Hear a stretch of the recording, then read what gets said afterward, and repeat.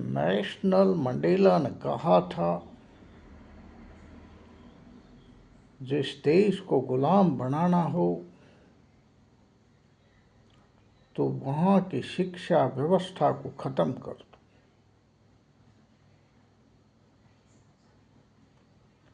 इसी प्रकार यदि जिस समाज को गुलाम बनाना हो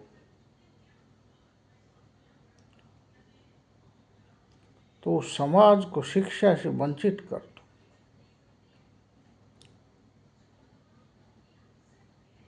देश गुलाम बन जाएगा, समाज गुलाम बन जाएगा। आज के संदर्भ में मैं भारत की शिक्षा व्यवस्था पर कुछ बोलना चाहता हूँ।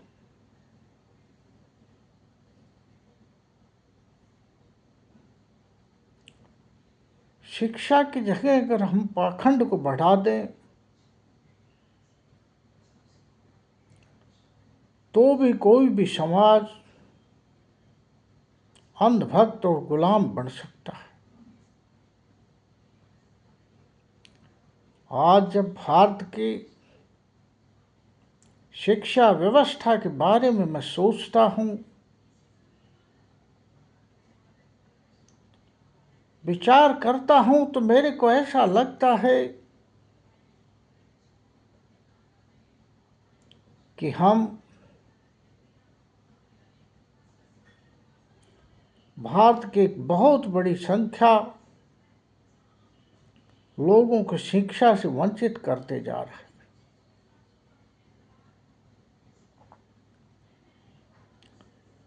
कोई भी सरकार हो जो शिक्षा और स्वास्थ्य से अधिकतर लोगों को महरूम कर दे तो सोचो कि वो अशिक्षित और अस्वस्थ लोग न तो प्रतिकार कर पाएंगे,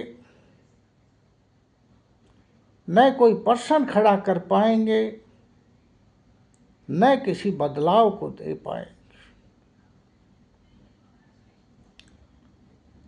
आप ध्यान दीजिए, 20-30 साल पहले भारत में गरीब गुरबों के लड़के, बच्चे बच्चियां डॉक्टर और इंजीनियर बने और वो बड़े बड़े ओहदों पर चले गए। आज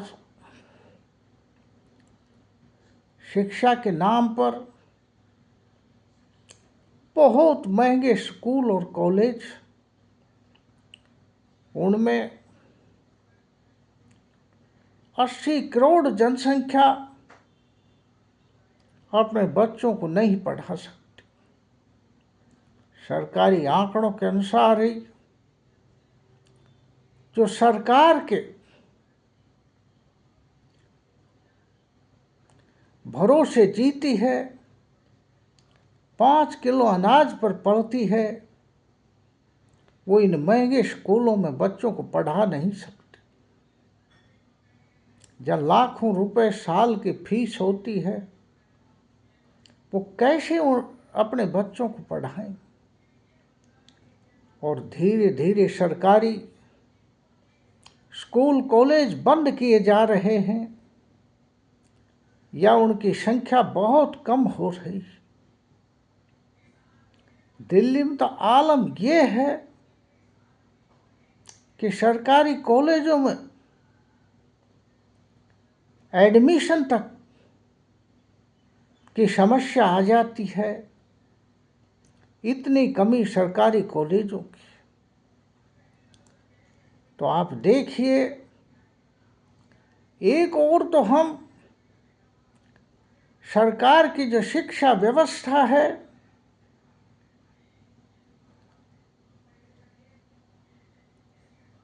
उसमें अपने बच्चों को पढ़ा नहीं पा रहे। दूसरी ओर हमारे 80 करोड़ लोग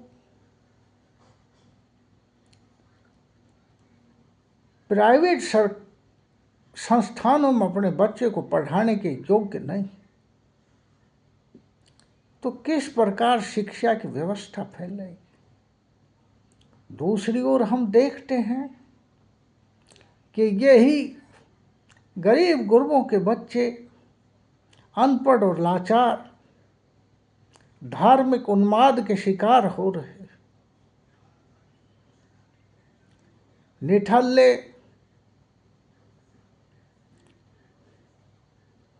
क्या करें। कावड़ के नाम से, धार्मिक यात्राओं के नाम से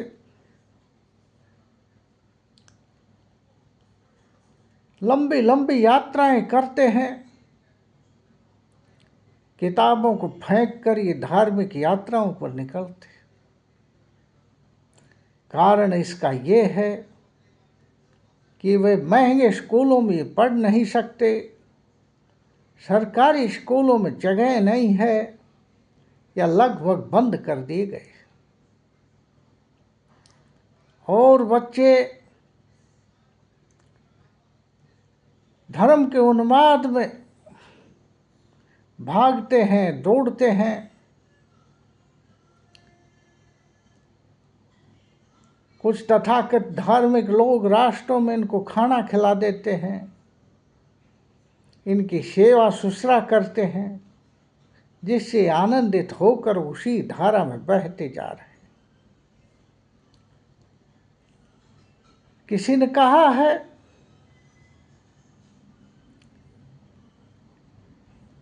बहुत इंटेलिजेंट लोग, बुद्धिमान लोग इस धर्म को नहीं मानते, और मध्यम दर्जे के लोग गरीब गुरबे धार्मिक लोगों को धार्मिक बातों में अंधभगत होकर मानते हैं, और राजनेता इनकी अंधभक्ति का शोषण करते हैं, बेवकूफ बनाते हैं। आप ये और देखिए कि शिक्षा भी क्या हो, शिक्षा भी कैसी हो। शिक्षा ऐसी हो जो पर्सन खड़ा कर सके, और शिक्षा ऐसी हो जो क्यों और कैसे की बात को खड़ी कर सके, पर्सन पूछ सके। परंतु अचंभा है, हमारे सत्तासीनों को तो वैज्ञानिक सोच से ही डर लगता है। स्कूल की किताबों में से डार्विन के सिद्धांत को हटाया जा रहा है। भारत का जो इतिहास है, हजारों वर्ष तक हम क्यों गुलाम रहे, इन कारणों की पड़ताल हम इतिहास में से कर सकते हैं। कि लोगों ने हमारे पर कब कब राज किया और क्यों किया, इसके क्या कारण रहे, वो सच्चे इतिहास से ही पता लगता है। परंतु अचंभा ये है, कुछ पिरखाप्रस्ती सोच के लोग इतिहास में से उन किताबों को हटा देना चाहते हैं, उन लोगों की आवाज़ को हटा देना चाहते हैं जिन्होंने इस देश पर राज किया विदेशों से आके, जैसे कि मंगोलों। इससे हमारा स्वाभिमान जागृत नहीं होगा, इससे हम बहुत बहादुर नहीं कहलाएंगे। सत्य तो ये है कि सच्चाई अगर हमें नहीं पता लगेगी तो हम उन कारणों को भी नहीं ढूंढ पाएंगे जिसके कारण हमारे ऊपर दूसरे लोगों ने राज किया, और सतत हम भूल भुलैये की जिंदगी और पाखंड की जिंदगी में जिएंगे, आत्म मुग्ध रहेंगे कि हम तो बहुत बहादुर थे, हमारे लोग तो बहुत बहादुर थे, हम तो विश्व गुरु थे। अरे विश्व गुरु कैसे हो सकते हम? थे जब थे, आज तो विश्व गुरु वो होगा जिसकी पढ़ाई में विज्ञान की पढ़ाई होगी और पाखंड की पढ़ाई को भगाया जाएगा। परंतु हम विज्ञान को हटाकर पाखंड की पढ़ाई करना चाहते हैं। दुनिया की इतिहास देख लिए, जो पाखंडी कौमें हैं, धर्म के अंधभक्त हैं, उनमें कोई बहुत बड़े वैज्ञानिक विचारक पैदा नहीं हुए। आप उठाइएगा इतिहास और पाओगे कि मुस्लिम का जो विश्वास है वो पाखंड की हद तक का विश्वास है। उनके विचारों में लॉजिकल थॉट्स, तर्क की जगह नहीं है। वो अपनी धार्मिक किताबों को हूबहू मानते हैं। दुनिया में खून खराबा और हिंसा के अलावा इनका कोई योगदान नहीं है।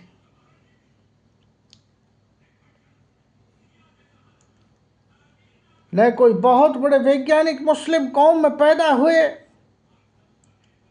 न बहुत बड़े कोई विचारक पैदा हुए। मैं उन लोगों की बात कर रहा हूं जो मुस्लिम फेथ को मानते हैं। उन लोगों की बात नहीं कर रहा कि इस मुस्लिम फेथ के आने से पहले अरब में बहुत बहुत लोग विद्वान भी हुए, विचारक भी हुए। परंतु जहाँ जहाँ धर्म का पाखंडी विश्वास बढ़ा, जहाँ जहाँ तर्कहीन और अंधभक्ति पैदा हुई, वहाँ कोई बहुत बड़े विचारक, बहुत बड़े वैज्ञानिक, साइंसदान पैदा नहीं हुए। और जिन कौमों ने पढ़ाई के से विमुख अपने आप को कर लिया या उनको मजबूर करा दिया गया, उन लोगों में भी बहुत बड़े विद्वान, वैज्ञानिक और विचारक पैदा हो ही नहीं सकते। भारत की दिशा और दशा शिक्षा के मामले में मुझे ठीक नहीं लगती।